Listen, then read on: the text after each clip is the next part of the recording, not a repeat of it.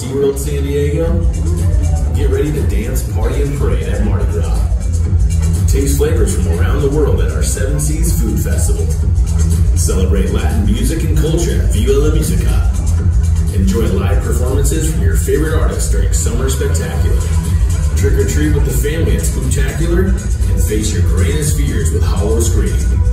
Close out the year with the #1 best theme park holiday event, our Christmas celebration. With so many events on the horizon, you'll be visiting all year.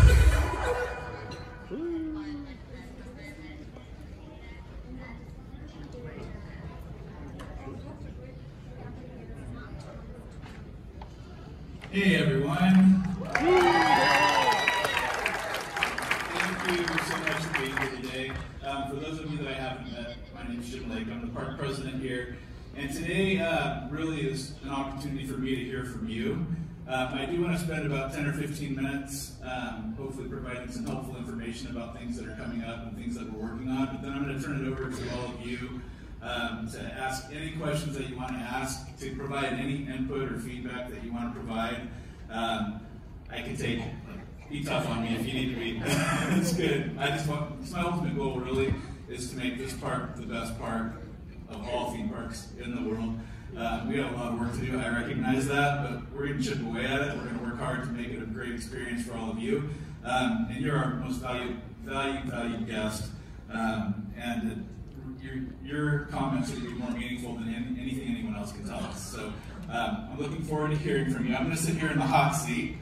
And I'm going to, again, just take a few minutes to go over a few things, have some notes, and then I'll hand it over to all of you for your feedback, your thoughts, your questions. So you just saw the event calendar, and really, we continually are looking at our events. We don't have a lot of changes in the actual event titles this coming year, but we're working on details to make the events new and more interesting for all of you. So we will start the year off in January when Christmas wraps up with a couple of weeks of Inside Look. I know that's always a past member favorite, and we really will focus on trying to make it unique and interesting for you.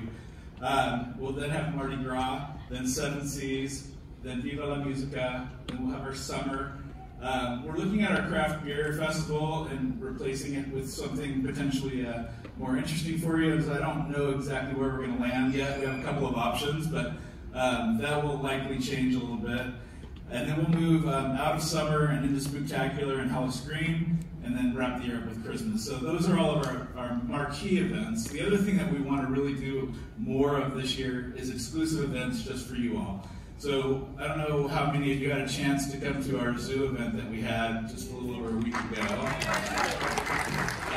Good turnout and really good feedback, and I thought the team pulled off some really cool experiences for you all, and that's the type of event that we're going to continue to try to do more of for all of you. Again, I thought the team did a really great job pulling together some really cool things for you guys to see, and so we'll continue to focus on that because we want to provide this group, the past members, with unique experiences that nobody else can have access to. I've been here for almost 2 years. I'm about a week away from 2 years, which is hard to believe. It's gone by fast. In some ways, it feels like I just started. In other ways, I feel like I've been here my entire life. But it's been good. And my first year here, we were coming out of COVID, and so we were dealing with that. A lot of things were closed, and it was really hard to hire people.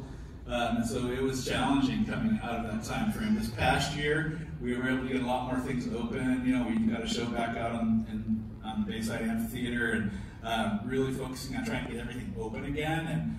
And we're kind of stable now, and I think we're ready for growth. And so now it's time to really just make sure that we take the feedback that we hear, we focus on our opportunities to get better.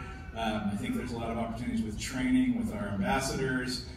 So they're providing a high level of guest service, but we are making progress, and we will continue to commit to making more progress and providing a great experience for all of you.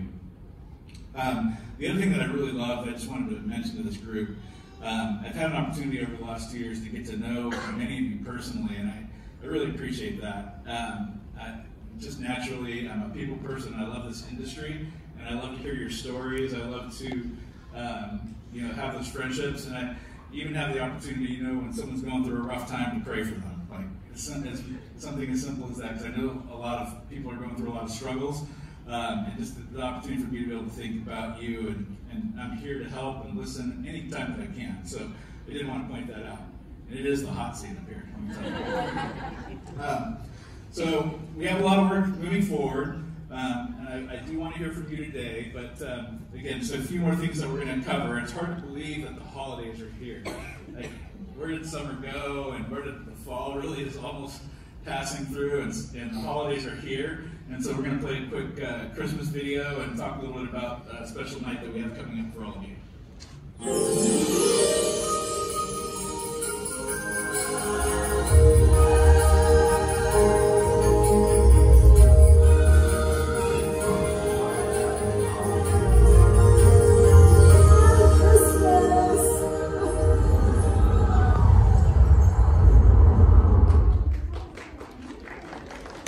So I would like to personally invite all of you to come out on November 16th, the evening of November 16th. That is going to be our past member preview night, and it's the night before we actually open all of our Christmas activities to everyone. But we want you to see it first. We also want you to be able to come get your ornament. So we'll have your ornament again for you this year. It's going to be a shark. It's pretty cool looking. And then our activations this year will be fairly similar to last year. We're going to have Santa and his reindeer. So Donner and Blitzen are coming back to visit us again this year for the holidays. We are going to have a bigger and better Mrs. Claus parade, which will be a lot of fun. We're going, in this building right here, we're going to have a Christmas sing-along with our classic characters. So Opie Otter and friends will be doing a sing-along show in here. That will be a lot of fun. And then if you happen to have seen Stocking Full of Soul last year, the show that was in Mission Bay Theater during Christmas last year, it was actually our #1 rated show. We're making that show bigger, and we're taking it to the big stage in Nautilus Amphitheater, and I think everyone's really going to love that show this year, so you won't want to miss that. And then Rudolph and his friends will be here as well with our Christmas tree out by Wild Arctic. So we have a lot in store for Christmas with all of our lights and with all of our music, and it'll be a lot of fun. I'm really excited about Christmas being here. And then next slide, we have we're going to do a special food lanyard this year. So we're really, and I'll talk about food and beverage more in a minute, but we're really focusing on trying to provide new and unique food and beverage experiences. So we're going to have a punch card this year so that you can do the food samples. And our food and beverage team has been working really hard on creating some great food products. I get to taste all of those, which is probably not the greatest thing for me, but it sure tastes good. I think we've got a lot of exciting food in store for you this year. And then today, on your way out, you're going to actually get to sample some of those food items that we're going to have for the holidays. So you can sample them while you're here and give us some direct feedback while you're tasting them. If you could play the next video real quick, that would be great.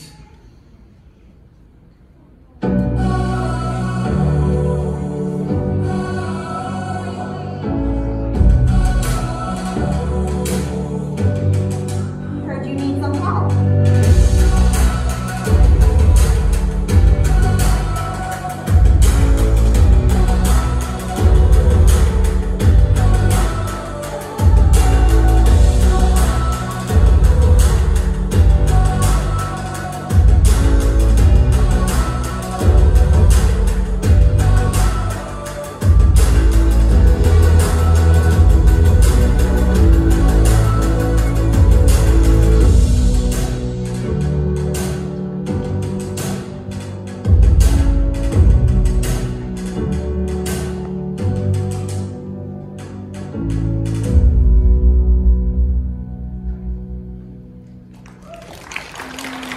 Give it up for our rescue team, actually our whole zoo team. And I can't really see anything right now, but I saw Eric Ochin in here earlier, and he leads our zoo team. He is in the back there. His team, not only his rescue team, but his team of trainers, the whole zoological team here, does an amazing job. And give them a big round of applause, because they really do great work. And I thank all of you for being here and supporting our mission. And you know, one thing I've realized over the 2 years being here is the zoo side of things, our marine life side of our business is our core. That's what we're all about. It's our foundation. It's really important, and it's very unique. And without your support, we couldn't do this. And so I really appreciate the support that you all give us in that regard, and help our awesome zoo team. I'll tell you, my most rewarding experience since being in this role was you probably have heard the story of Freeway. He's a sea lion who actually got out of the ocean and made his way out onto the freeway. And some good Samaritans kind of stopped traffic, and they called us, and our team went out and rescued Freeway and brought him back here and got him all healthy. And then I got to go out on the boat to let Freeway go back into his habitat, and that was so amazing. And so I was talking to him like the whole way out there, got to build a good relationship with Freeway, we became good friends. And then when we got there, I lifted up the hatch and I let him out, and he jumped back into the ocean, and it was pretty emotional. And then what was even more cool is another sea lion came up, and the two of them swam off together. And so it was great. Now Freeway ended up getting out again, and he came back here. That's a whole other story, but he knew where he could get 3 square meals a day and be with some of his friends. But that was just going out and doing that. It really hit me like, this is the core of our business, and it's so important. And I've been able to convince some folks that we need to. I love rides. I grew up in a ride environment. We need to focus on the core of our business a little bit here over the next few years. And so, that's our priority. We've got some cool things planned that we're working on, and we've got another plan that we're developing that is like in its infant stages. That's going to be really cool too. So, but to that point. March 21st, 1964 is the day that SeaWorld opened, and that means that this coming up year is our 60th anniversary. And so we really want to put a lot into celebrating our 60th anniversary. We're still working on it, but our parade this summer will be a 60th celebration parade, which will be a lot of fun. We'll do a 60th anniversary character show here in Mission Bay Theater. We're going to have a fireworks show that celebrates the 60th for us. And we're working on some other plans too that I can't really talk about yet, but I think will be really, really cool. The one thing I can say is that we're going to have I don't think museum is the right thing to say, the right way to describe it, but a place where you can come and see a lot of the great things that we've done in the past and really kind of pay homage to all of the great things that have happened here at SeaWorld. So, something to get really excited about. It's cool to celebrate anniversaries, and this is a big one for us. And then we are going to relaunch pin trading, and I know a lot of you are really into that. And so we have a new corporate leader in charge of merchandise, and he actually is from Disney and understands pin trading really well. So we've connected, and Tyler, if you met Tyler, he's our in-park revenue vice president. He's in the back there. He's connected with Donald, and we have a plan. And my goal is to release new pins weekly that you can't get anywhere else. That'll be unique, and you'll be the first ones to be able to get them here. And I know that all the other past members from the other parks that love pin trading will be very jealous of you because you'll have pins that they can't get. And I think right now it's the opposite of that, so we need to change that. We need to be the leaders in that, so that's our goal. Sometime around March, we're looking to do a big launch and be able to actually have a program that's sustainable where we can release new pins on a regular basis and make it meaningful and a lot of fun for all of us to participate in. So you have that to look forward to, and it's something I'm excited about. I'm passionate about pin trading, and we just haven't been able to get it off the ground, and it's frustrating, but we're going to do it this time. And then, as I mentioned, we want to stay true to the core of our business. And so we were able to really make a big push, and this year's new attraction is going to be Jewels of the Sea, the Jellyfish Experience. It's going to be really, really magnificent. So we'll show a quick video, and then I'll talk to you a little bit more about what that's going to look like.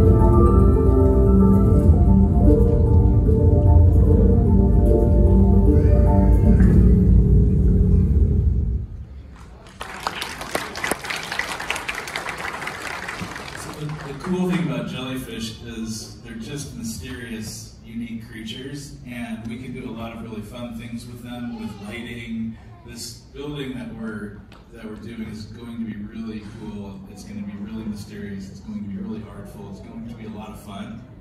A lot of colorful lights and unique species, and it's just going to be something that I'm really, really excited about. And along the way, it's a great conservation message too, and I'm learning more and more every day. But even yesterday, we had a gentleman here, and he was showing us like how, and I've actually seen it when Eric took me out in the boat. We saw a couple of cases of this where there are plastic bags floating in the ocean, kind of look like jellyfish.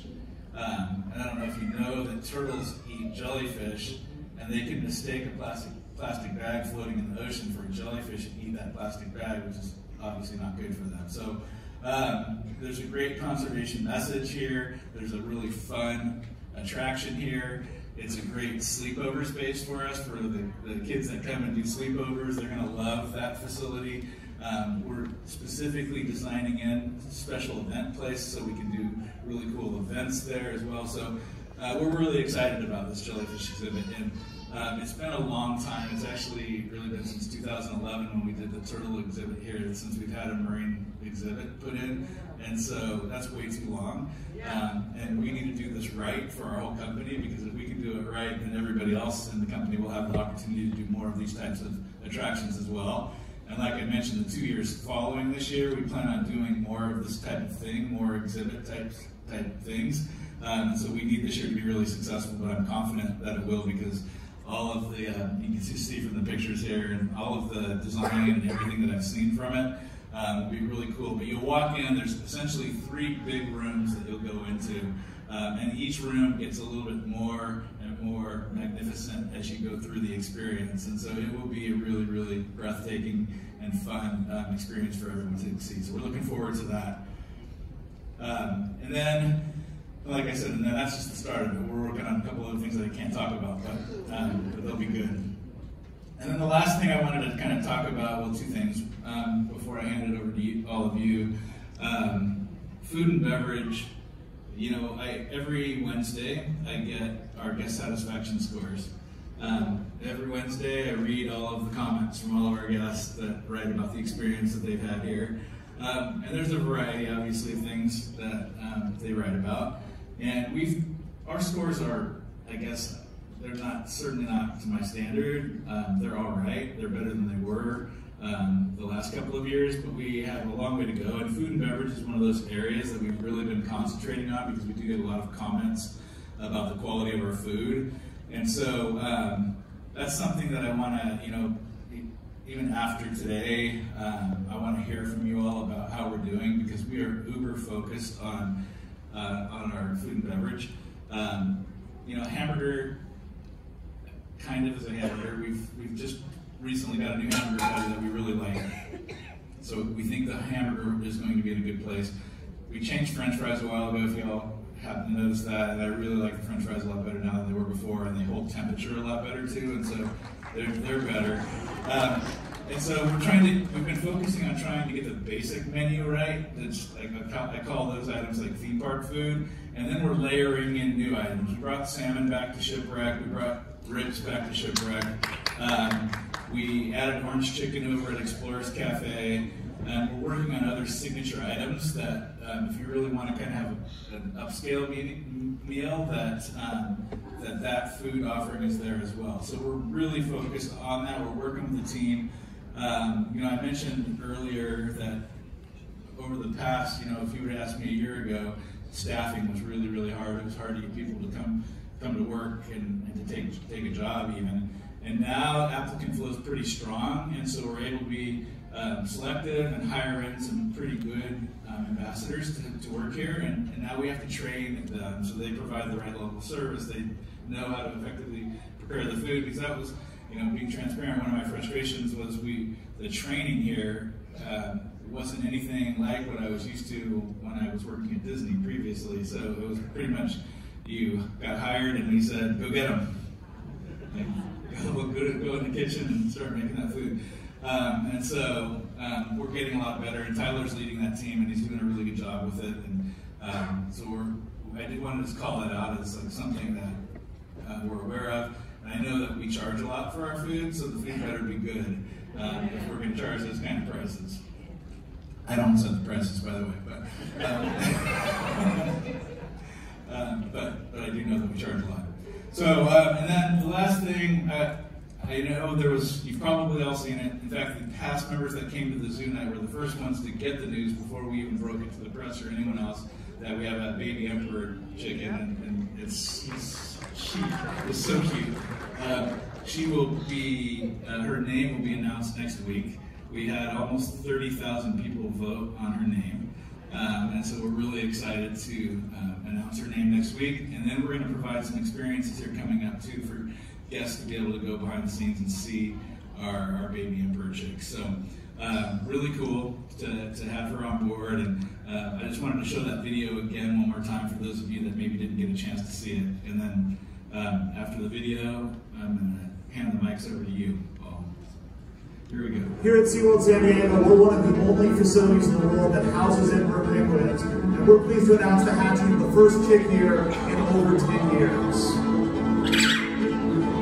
Emperor penguin eggs take 65 to 72 days to hatch. In this specific case, the parents chose not to incubate it, so the egg was incubated in our incubators by our aviculturist, our zoo specialist team for that entire time. Normally, the chick would start to break through the shell on its own. It's vocal, you can hear it, and the hatching process has begun. For our chick, it broke through the initial membrane, but was never able to get through the shell.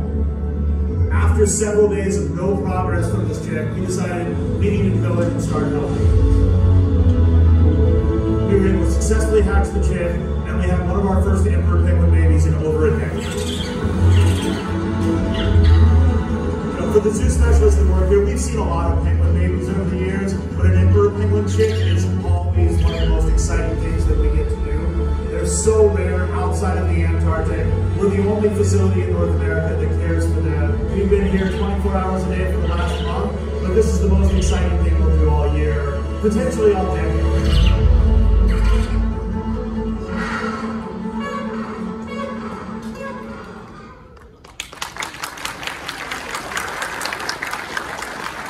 So cute, and you can really tell just in Justin's voice there how proud he is of the work that his team does. They're really great at what they do, and that's just a really great success story. So, just wanted to I wanted to provide a little bit of information, make this somewhat informative. But again, the goal is to hear from all of you. So I am ready. If you have a question, I think there's microphones that can come around and. Go ahead and fire away. Let's do this now, real quick too. Afterwards, I'll be available out of the patio as well. Some of the other leaders here will, if you want to ask any additional questions. But there's going to be some, like I said, food, and we have some special guests out there for you afterward on here today too. So, all right, fire away. All right, it's me. Can't even see you. I'm right in front of you. Well, look up a little bit. Get those lights out of your eyes. First, I think we have good value for the money that passes, but as I had an issue this morning, I was talking to the people in line. I talked to 5 ambassadors before I finally was able to figure out where this was at, where you were going to be at. I asked one young lady, I go, where's the president speaking? She goes, he's in Florida. I go, no, I don't think he is. He's supposed to be here today. So that's always been an issue. Is a lot of time is the ambassadors don't have the time frames or the location where things are at. When you ask them, they're just like, we don't know. Either it should be a way to contact supervisors or something along that line is what I'm thinking. And you need to either up your $C amount or have something available for $10. You know, just saying, you know, I guess I'm getting pencils again. Thank you very much. Thank you for the comments. I appreciate that. I wish I could set the prices. But your point about our ambassadors, our leadership team meets every Thursday afternoon. And for some time now, we've been talking about, I see it all the time. Like, I'll be standing next to we're in earshot of one of our ambassadors and a guest will ask a question and it's the wrong answer and I have to jump in and help out, and that's our fault, that's on us. So we've actually been having a couple of, we call them kind of assessing guest service forums with our ambassadors and asking them where they think the gaps are, what's frustrating for them. And they are frustrated too because they don't get all of the information that they need. And so we've taken all of that information from those forums and we're starting to create training so that we can get better with that, because I absolutely agree with you, that's an opportunity for us and we're committed to try to fix that. Thanks for pointing that out. All right, Jim, we're on your right. On your right, all the way at the end. I know you can't see us. I'll pretend like I can see you. Hi, Jim. My name's Jordan. I've been an annual pass holder for the better part of 20 years. A little of the good before the criticism. I think as far as Southern California theme parks go, SeaWorld's annual pass has one of the best values as far as the monthly rewards and benefits of anything. And I know you said you come from Disney, Tyler comes from Disney, so I know you guys know that you don't even get discounts on half of the stuff that's sold at the parks there. So the sea coupons and these events and stuff are really a great value, and I thank you and the team for that. I'm glad to hear that the culinary side of things is being looked at. I used to be very friends before he passed away a couple years ago with one of the old executive chefs for SeaWorld for many years, Jerry Dollar. And he had such a high standard, and I felt that was lacking in the culinary offerings. And I'd love to see the annual pass holder eat once a day for the year deal come back. That was something me and my family loved getting and loved taking advantage of. And I know that went away shortly before COVID, and it hasn't come back in any shape or form. So, you know, I would love to see that come back, especially with all the changes that have been made to the Dine All Day Pass, with extending the wait time 50% and all that. Hopefully there's a little more breathing room for some annual pass holders to slip in there. And finally, I would just like to say, again, you coming from Disney, Tyler coming from Disney, I know you guys, outside of the training program, know how much that company values appearance of the park and upkeep. And I know it's a sore subject, but you know, we see all these roller coasters being invested in and going away. The submarine ride closing shortly after it opened, now the eel ride closing shortly after it opened, and then you go to see a show at Dolphin Stadium and the paint is peeled back from the scaffoldings and there's like visible like light rust on the scaffoldings and stuff, some of it touching the water where the animals are. I would like to see a little more care be presented in making the park look, I won't say in a Disney fashion, but so that it looks more upkept, I guess. And you know, I don't mean that as a harsh criticism, but you know, as I'm walking around and you see paint peeling off things and light bulbs burned out everywhere, it kind of sets a tone that I don't think SeaWorld San Diego wants to represent itself by.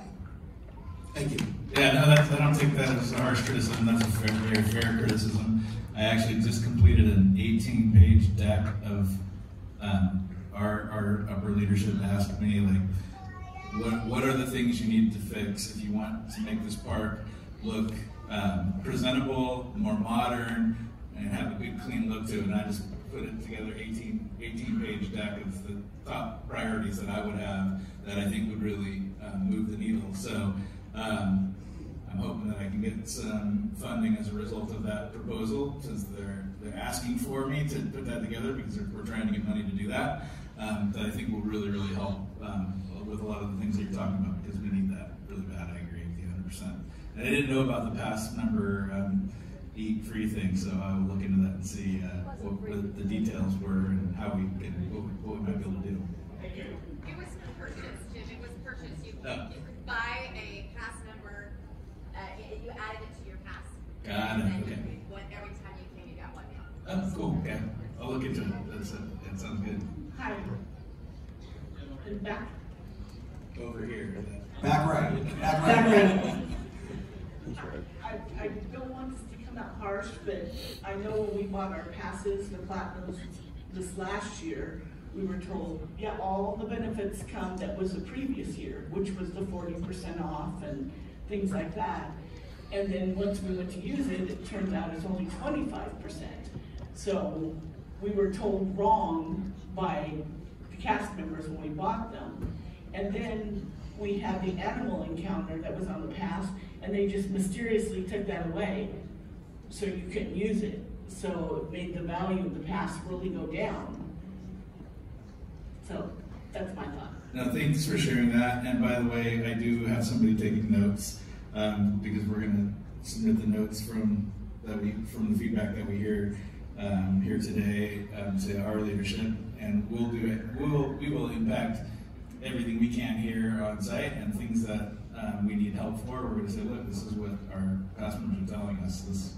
If we want to make the experience great, then these are the things that we need to do to try to make that experience better. So thank you for that feedback. Hi Jim, I've got one right up here on your left, far left towards the front. I see. Hi, I'm a Platinum Pass member, and we use it to go different places. And I notice every SeaWorld we go to, we run into lots of special needs families like ourselves. So I was wondering if you plan on, doing anything to accommodate your special needs members. Especially, I notice there's a lack of family bathrooms here, or break spaces, anything like that. Yeah, there's a couple of things I would say to that.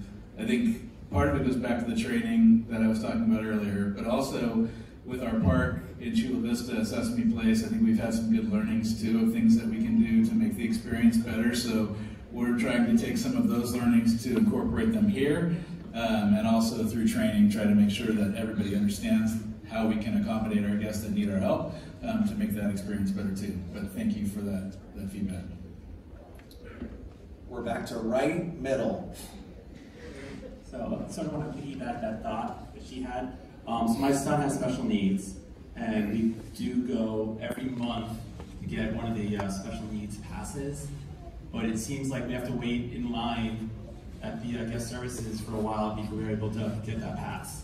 So it doesn't defeat the purpose of getting that pass, but it's still sort of a redundant thing every single month having to do it. So it'd be nice, in my mind, is to have it one for the year. We have also bought all-day dining. And sometimes dining, we've been in line for over an hour with my son who has that special needs pass, and he doesn't do well in lines. And so, we've actually just lost out because he couldn't wait in line anymore. But we already activated the pass. So we just, I don't want to say it's a bad pun, but we ate that pass. We couldn't use it. And so it was really frustrating that, we asked people, is there anything else we could do? Sorry, too bad, so sad. So I'm not too sure what can be done about that, and I'm not asking to cut a line or anything like that, but hey, come back at this time maybe. But just in general, all-day dining, even if he wasn't here, to have the hour and a half or past an hour, but the lines are over an hour sometimes during the summer, it's just ridiculous. Why bother? We made a mistake to buy the all-day dining, in my mind. And also my daughter had a question. Did you want to ask? Okay. She's gone to your summer camps a couple of times, and she's asking about, why can't they ride the Skyfari during the summer camp? Thank you.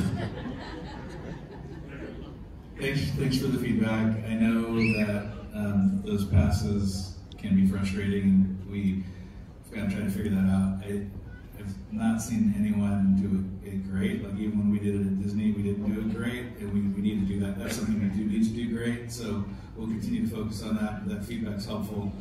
And then I don't know, Eric, you heard that with our camps and yeah, they're not getting it right. Yeah, I heard that. Provide some better experiences, more unique experiences. Sticking on the right-hand side, Jim, in the back row here. See ya. Hi, I wanted to say that a week or two ago, maybe not even that long ago, I did the past members behind the scenes tour of the rescue area, and it was amazing. Our tour guide was cheerful and knowledgeable. We got to see veterans. We got to talk to one of the doctors. It was a fabulous experience, and I appreciate that it being offered to past members. And then I wanted to also mention about the stunt show that was done recently. The story was terrible to follow, but the actual stunts and the team that was hired was awesome. The stunts they were doing were top notch, up to Universal Studios standards. I think it was a great experience. And then my final thing is, on the app, on the mobile app, there is a option to be able to walk from one place to the other on the map, and it was fabulous. I've been coming here literally my entire life, so I know the park like the back of my hand, but I can imagine for people who are new to coming to SeaWorld, that guided walking thing on the map, on the app, is immeasurably useful. So I just wanted to say thank you for all of that. Great, thanks for the feedback. The app is something that we're continually working on because I don't think it's great either, but that feature that you're talking about is one that we have gotten a lot of feedback with over time, so there's been a lot of focus on trying to make that a better, that to work better, and it sounds like in your case it is, so we'll continue to work on that app because it can be very helpful. I know a lot of people like us to bring paper maps back. We've had that conversation back and forth many times. I'm not going to promise that because I haven't won that battle yet, but I know that that's a concern for a lot of people too. All right, we're here in the back left. Hi, Jim. My name is Melody. I've been coming here since I was a kid, and I have 3 kids now, so we love coming here. I agree with what the other gentleman said, that there's some of the best perks for pass members here than any theme park in Southern California, so we definitely appreciate that. My kids do love doing the pin trading, so I was happy to see that you're bringing it back. However, we feel like when we try to do it, half the ambassadors have no idea what we're trying to look for when we go to the stores and ask for it. Most people are not wearing the lanyards. It's very hard for us to actually trade pins because we feel like there's a lack of knowledge from the ambassadors on what we're trying to do. So we'll go in and ask to pin trade. They're like, what? Are you trying to buy pins? And they just don't know what we're doing. That is something that my kids really enjoy. So hopefully that'll be rectified when you launch the new program. And then the other thing is that we also feel like there's a lack of communication for what's happening at the park. Because when we came in here, I have my son with me today, so he's trying to run away, but we had to ask 4 different people where this was. We got directed to like different theaters, different areas, and just they didn't know what I was talking about. That's obviously on trend. I think I've heard that a couple of times today, that we've got to figure that out. I know. Like I said, I've been standing earshot from our ambassadors telling us wrong information or saying, I don't know, and then not even offering to get help. So we've got to figure that out. And then with pin trading, I agree. That's the reason we want to do a full relaunch, because we need to train everybody here that works here what pin trading is. We need to make sure that everybody's wearing a lanyard. And so as soon as we're ready to make a full launch, you'll see lanyards everywhere, and we're going to really do it right. But we've tried a couple of times and we haven't done it well yet. And so that's why I want to get all the resources in the right places before we try to launch it again and make sure we do it right. And that it can be a real meaningful experience for all of you that really like to do that. Front row, right side. Hi, I've been a pass member since I moved here about 10 years ago. And I love coming to the park and seeing all the animals and bringing my kid out, and it's great. And I understand the reason it's gone, but are we getting our polar bear back? Because I kind of miss them. You know, because it just, I mean, like I said, I understand why, but I don't want to go to the zoo. I'd rather come here. I've asked Eric that question a bunch of times, because I would love to have a polar bear here as well. I don't fully understand it, other than we would have to increase the habitat space, which I think we could do. That wouldn't be that hard to do. And then there's some other issues with just being able to actually get a polar bear right now. So it's on our wish list. Dr. Dold is our chief zoological officer in Orlando. He's a great guy, really, really smart too when it comes to the zoo side of things. He's working on trying to help us figure that out, but we honestly haven't made any headway yet, but we'll keep trying. Well, I understood that the reason that he was not here was because he was in Pennsylvania trying to propagate the breed. You know, yeah, it said they were trying to, you know, to continue the breed, which I understand, but I thought that he was just there on loan until when it got taken care of and he was coming back. Is that not the situation? He is in a different place. I can't confirm whether that's exactly where the bear is at, but we can't get him back right now. I can fill in a little bit. I appreciate that comment because I've spent a lot of my career at the Wild Arctic and missed the bears. Snowflake is over at Pittsburgh Zoo and Aquarium, and she was there for breeding. And in between, when she went over and we lost our other two bears, Charlie and Cinda. Part of her well-being is to not have her alone here. So we would love to get bears back, like Jim said, and we both are committed to trying to get that done, but not singles. We want to have, you know, somebody here, a pair of them or more. But there is some size restriction, and as Jim mentioned, the regulations right now are kind of a challenge. So, but I appreciate that because I love the bears. All right, we have one here, Jim, in the back again. I just want to say that the past member night was great. It was very special, so it was really nice to offer that for only the past members for the evening. I think my new issue was just that when we first got our passes, we could get the 4 extra guest passes anytime, and now it's only limited to a certain amount of months. And I felt like, wow, we can't even get our 2 friends plus their child like in with our passes. And I thought I could, so I kind of told them something I couldn't do. So that was one issue that I had recently. Another thing is my app, I don't know, I can't log on. I always have to go to the member portal and log on separately with my number and my zip code. And then my husband has it better. His is fine, but then we can't have my daughter's Fun Pass connected somehow. So I have to log on separately again for that. So it's just more of the app issues that we've been having that doesn't make it easy when we try to get in.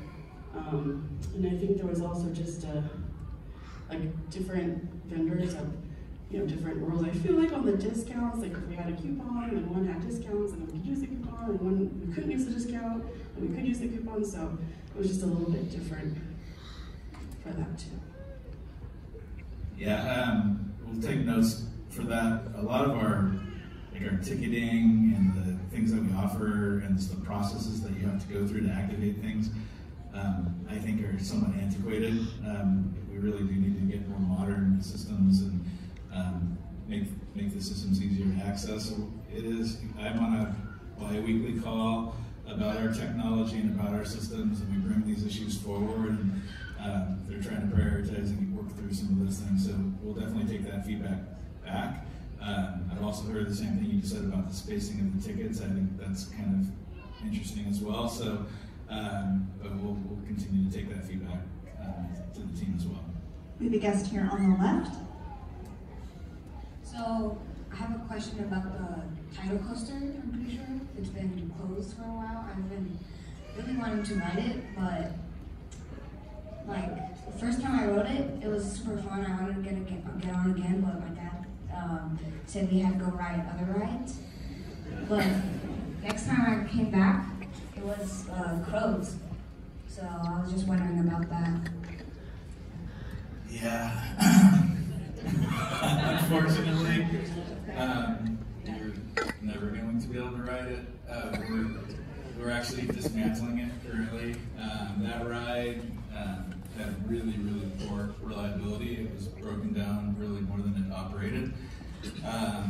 It was a weird design, kind of fit in a weird place, and I know a lot of people really liked it.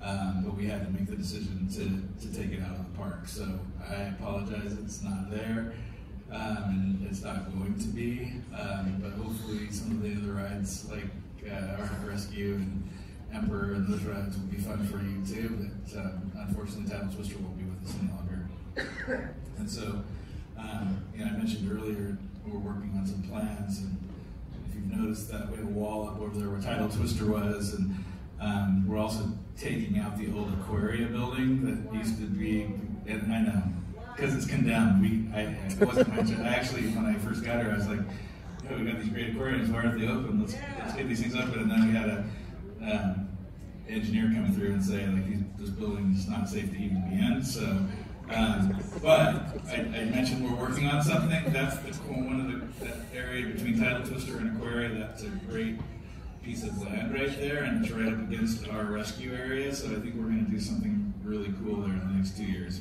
That's an area that we're focusing on. All right, I'm in the front. Things take a long time. I'm sorry. We didn't have the idea fully baked yet. I'm in the front middle, to your right-ish, in the front row. Here we go. Probably one of the last questions for now. All right. First, I want to thank you for the past member and last week. It was great. Another thing that we like, the 2 extra passes that we get from time to time to bring friends, and some feeding opportunities is always great. But we have trouble coming to the park because usually 1 or 2 booths are open, then there is a huge line, and moreover, they leave the green light on the other booths, so it's more confusing. So you drive, you go there, you get stuck, and then fairly rude girl, 16, 17 years old, comes and yell at you that you gotta go back at the line because there are people, which is not even safe. So with the kids and their training, I understand you have a lot of trouble, but on the rides and on the parking, nothing makes sense. Why they keep like the close parking, I'm not talking about the VIP, it's always empty and they make everybody drive all the way to the end. Like people that come early should be able to park right where they find a place, and the directing of the traffic is ridiculous. We overpark after Atlantis, like where the H and F sections are. So having trouble coming in doesn't make us feel good about coming here more often, and we still come like once a week, which is fairly enough. Also, when you try buying something, you wait on the line, which takes forever, and then the cashier doesn't have basic math skills. Last week I had to explain to the girl how much is 5 plus 5, because according to her it was 13. And she was giving me the look that it's my fault that I don't want to pay $13 for something that's 10. So all these things, they need to be taken care of. And now some suggestions. I know the rope around the dolphin point was put right after COVID started. It was to avoid the crowds, but when it's going down, like, that's probably one of the things that we hate the most. We cannot get closer to the dolphins before. Every time we come to SeaWorld, we can go closer, we probably can touch it, or at least look at them on the window. Now that's like for years already, but it's not like it used to be. How many times have I asked you about that, Eric? More than that. I want to remember. We're working on that exact thing right now. And also the shows. I personally don't like the Opie Otter, and my son, he's kind of old for it, but I guess a lot of people appreciate it. Why you take Seymour and Clyde away when Opie Otter is here? Like, we miss Seymour and Clyde, which is much more fun and much more entertaining than people dressed in costumes. And much more funny. I do not disagree. If you all remember, last Christmas we brought back the Sea Lion Otter Christmas show for about a week until I got in big trouble. I wasn't new at the time, so I could kind of claim ignorance. But it's more of a kind of a company perspective on that. But we are working on trying to make progress with that. In fact, I know that there's actually a new Sea Lion and Otter show in development right now. I've expressed over and over again that our animals are magnificent, the presentations are awesome, but the entertainment value is kind of not where it used to be, and everybody, I hear about it a lot. So we'll continue to try to make progress there, but it's been kind of a touchy subject. So, but I do appreciate that. And then on the parking thing, I just got access to the cameras, so I can actually now see what's happening at the tolls everywhere in the park whenever I want to. And that's one of the places I've been watching. And then I think I saw Steven in here somewhere. He's our operations VP. And then I'll call him and say, like, you have 2 tolls open and you have the line all the way back. So we're working on trying to get that figured out too. But good feedback. Just one last quick one, Jen, and then Heather's going to wrap this up, I think, right over here on the right-hand side. I want to thank you, and I want to thank your wonderful team. Each time we come to SeaWorld, everybody's friendly and genuine, so I want to thank you. But I do want to bring up a very important topic, and it's imperative that it's changed right away. The bathrooms need toilet seat covers, and they need paper towels. That is for the health and safety of everyone, but especially the children. Adults, you know, you learn how to squat when you go to Europe because they don't have even toilet seats. But the thing is, for children, how are they going to sit on the toilet seat? And it will prevent disease, infection, plus it's gross.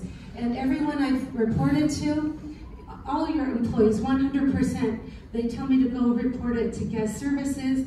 And just because Florida doesn't have toilet seat covers doesn't mean California's ahead of everything. So we should have toilet seat covers and paper towels to prevent infection and disease and for the health and safety. And I understand, I'm pro-conservation 100%, but there's a cost of just living life. And these are simple basics that we cannot be without. And so I thank you for your attention, and I thank you for all your good work and your entire team. Thank you. Thanks. And we all cringe when we were told that we had to get rid of the toilet seat covers, so I'm keeping an active tally of how many people complain about it. So I can share it with those that made that decision for us so we can try to get that changed back. Thanks. All right. I think everybody's in the back is telling me we're out of time. So again, my email address is jim.lake@seaworld.com. If you ever want to shoot me an email with thoughts or anything, don't hesitate to do that. That's an easy way for me to take in information. If you want me to give you a call, I can just let me know that too, and I can give you a call. But it's important for me to hear what's on your minds, and so that's you know, putting that out there as an offer to you. Like, if you ever just want me to hear an idea, or if you have a concern with something, or if you just want to say hi, talk football, whatever.